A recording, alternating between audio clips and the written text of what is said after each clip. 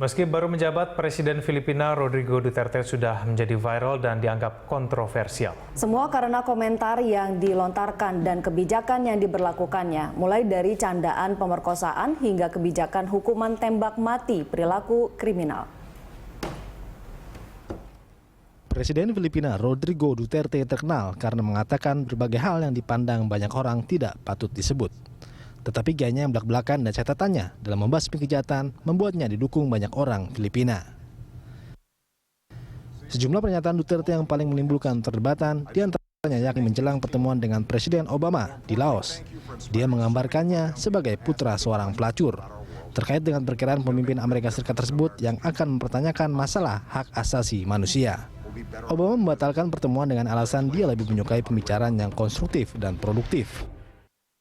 Pernyataan Duterte lainnya yang juga menuai kontroversi adalah membela kematian terkait narkoba.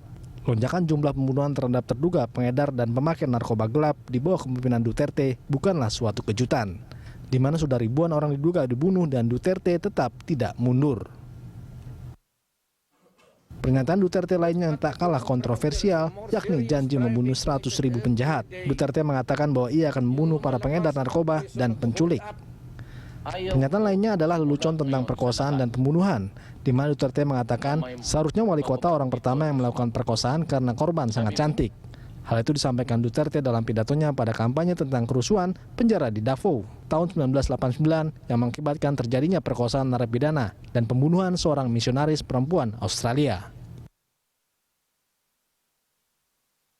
Duterte juga pernah melontarkan pernyataan penghinaan terhadap paus, di mana Duterte menganggap paus menyebabkan kemacetan saat mengunjungi negaranya, dan ia meminta paus untuk tidak datang lagi. Duterte bahkan menyumpahi paus di Filipina sebagai negara penganut kuat Katolik tidak mempengaruhi kampanye kepresidenan Duterte. Namun kemudian ia mengatakan akan mengunjungi Vatikan untuk meminta maaf, sebelum akhirnya menulis surat kepada paus. Terkait pertikaian di Laut Cina Selatan, Duterte juga sempat melontarkan pernyataan kontroversial, di mana Duterte mengatakan untuk membantu mengatasi pertikaian wilayah di daerah tersebut, ia akan menggunakan jet ski sambil mengibarkan bendera Filipina.